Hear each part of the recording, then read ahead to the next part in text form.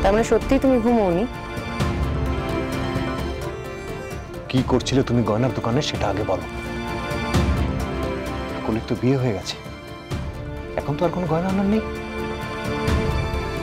Follow করছিলে, পিছু নিয়েছিলে আমাদের। কেন প্রফেসর সাহেব, পিছু নেওয়ার অধিকার বুঝি শুধু তোমারই আছে? আমি সত্যি মন্দিরে যাচ্ছি কিনা সেটা দেখার জন্য তুমি বুঝি আমার পিছু নাওনি?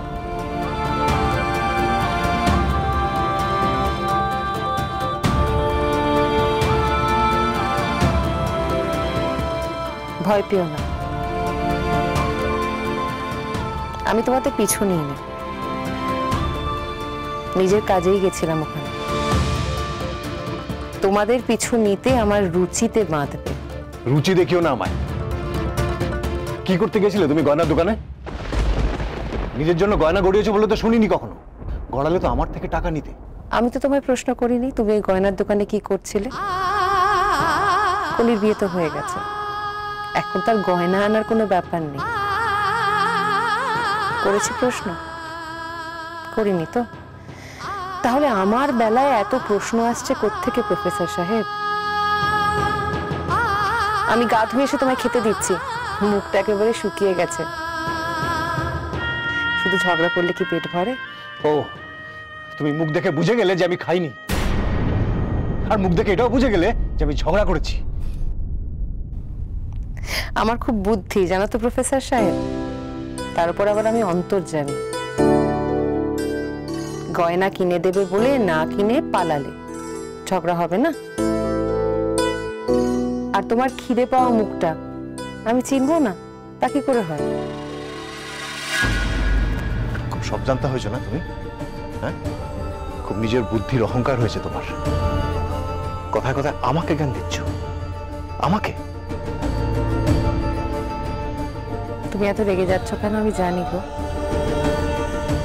তুমি ভেবেছিলে আমি ভীষণ ঝগড়া করবো তোমার সঙ্গে দেবীনাকে নিয়ে, ভীষণ রাগবো, ভীষণ কাঁদবো, ঠিক যেমন অন্য বউরা করে। কিন্তু আমি কোনোটাই করছি না বলে তুমি ঠিক আমায় বুঝে উঠতে পারছো না, তাই না? আর বুঝতে পারছো না বলেই রেগে যাচ্ছ। ভাবছো তোমার সিলেবাসের বাইরে বেরিয়ে যাচ্ছে কি করে আমি? ঠিক বলছি তো? কেন রিয়াক্ট করছো না তুমি? কেন কোনো কৈফিয়ত চাইছো না?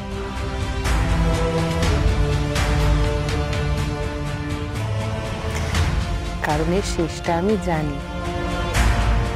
ঠিক যেমন জানি তোমার এখন বড্ড খিদে পেয়েছে। আমার কিন্তু যত দেরি হবে গা ধুতে যেতে তত দেরি হবে তোমায় খেতে দিতে। পার্শে মাছ দিয়ে অল্প একটু ভাত দিচ্ছি, খাও কেমন?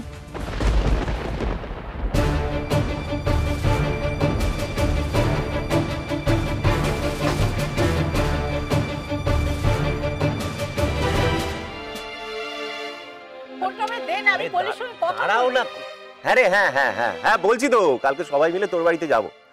এই মায়ের সাথে একটু কথা বলতো। মা এমন একটা মুখ করে তাকিয়ে আছে, মনে হচ্ছে যেন তোকে হাত পা বেঁধে জলে ফেলে দিয়েছি আমরা। কি? ও বৌঠান? হ্যাঁ বৌঠানকে বলছি এক্ষুনি বলছি। কি রে, ফোনটা দিলি না আমায়? আরে শোনো, ও এখন একটা এমন সিচুয়েশনে আছে না, তুমি কোনো রকম হেল্প করতে পারবে না। ওর বৌঠানকেই দরকার। বৌঠানকে ফোনে পাচ্ছে না, বোধহয় বৌঠানের ফোনটা চার্জ আউট আছে। আমি হেল্প করতে পারবো না বলে আমার সাথে কথা বলো না। ওই যে কিছুক্ষণ আগেই বললাম, সুবিধাবাদ জিন্দাবাদ। মা এই শিখিয়েছে জননী, তোমাকেই ফেরত দিচ্ছি। মা, আমি গা ধুয়ে আসছি, আপনি চিন্তা করবেন না, আপনার ছেলে সুস্থ হয়ে গেছে। সুস্থ হয়ে গেছে? এরই মধ্যে? কি করে? ওষুধ দিয়েছি মা।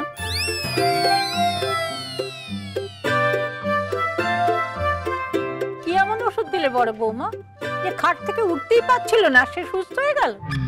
আরে বাস, বড় বৌদি বোধহয় সিরিয়ালের নায়িকাগুলোর মতো হয়ে গেছে। মানে সিরিয়ালের নায়িকারা সব এক মাসে মুক্তারি শিখে ফেলছে, বড় বৌদি ফাট করে ডাক্তারি শিখে ফেলেছে। আরে সবাই কত কি শিখে ফেলছে, কিন্তু আমাদের বুবাইটা এতগুলো বছরে একটাও গোটা সিনেমা বানাতে পারলো না এখনো। মা, মনে হচ্ছে বড়দাকে গিয়ে সত্যিই দেখে আসতে হবে শরীরটা কেমন। হ্যাঁ মা, যান গিয়ে একবার দেখে আসুন। আচ্ছা। তুইও যা গিয়ে দেখে তোর বড়টা কেমন আছে। হ্যাঁ যাচ্ছি, চলো।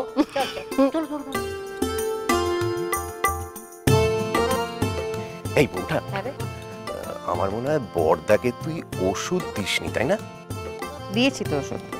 ওটাকে ওষুধ বলে না, ওটাকে বলে দাওয়াই। মার খাবি বড়দাকে নিয়ে, আর কি হচ্ছে দেখেছিস, খালি কথা বলতে বলতে আমার দেরি করিয়ে দিস। এই দাঁড়া দাঁড়া দাঁড়া দাঁড়া, কি কোথায় হলো? যাচ্ছিস তুই? একজন তোর কনসালটেশনের আশায় হাপিত্তেশ করে বসে আছে। কে রে? 1 মিনিট কে বল? নে কথা বল। ঘোর কলি। কলি? কি রে, কি হয়েছে তোর? জামদানিটা হাওয়া, বালু চুরিটাও গন, আর আরে মুর্শিদাবাদী সিল্কটা ওটাও চোখের সামনে দিয়ে কেমন যেন উড়ে গেল জানো। কিন্তু এমন ঝড় উঠলো কখন, আর তুললো কারা? আরে আর বলো না, আমার ননদেরা বেছে বেছে এটা নিয়ে ওটা নিয়ে সেটা নিয়ে, এটা নিলে কিছু মনে করবে না তো? আরে আমি কি বলবো বলো, সব ভালো ভালো শাড়িগুলো আমার নিয়ে নিল, আর আমি না পুরো ঘাবড়ে গেছিলাম বড় বৌদি, কিছু বলতেই পারলাম না। আচ্ছা শোনো না বড় বৌদি, ওই শাড়িগুলো তো ফেরত নিতে হবে, বলো কি করি বলো তো, একটু বলো না, একটু আইডিয়া দাও না। আমি যা বলবো শুনবি? শুনবো শুনবো, বলো। শাড়িগুলো ওরা নিয়েছে সেটা ভাবিস না, ভাব শাড়িগুলো তুই ওদেরকে দিয়েছিস। দিতে শিখতে হবে কলি। কাউকে আপন করে নিতে হলে না খালি ওই আমার আমার করলে চলবে না, শুধু কতটা দিবি আর কতটা নিজের কাছে রাখবি তার মধ্যে একটা সুন্দর ব্যালেন্স তৈরি করতে হবে। জানিস তো, আমাদের সময় এই ব্যালেন্স তৈরি করার কথাটা আমাদের কেউ শেখায়নি।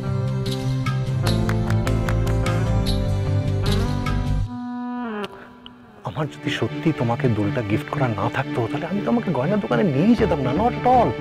তুমি জাস্ট প্রিটেন্ড করছিলে, ভান করছিলে।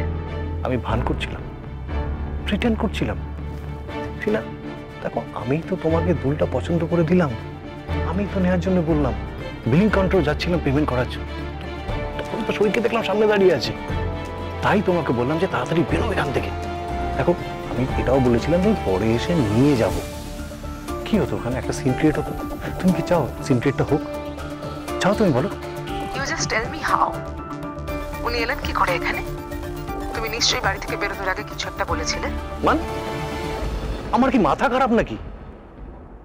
দেবিনা, তুমি তো জানো আমি কতটা ডিপ্রেশনের মধ্যে থাকি, আমি বাড়িতে কতটা ডিপ্রেশনের মধ্যে থাকি তুমি তো জানো। আর সেই ডিপ্রেশন কাটানোর জন্য আমি তোমাকে নিয়ে বাইরে বেরিয়েছিলাম, তোমাকে নিয়ে গয়না দোকানে গেলাম।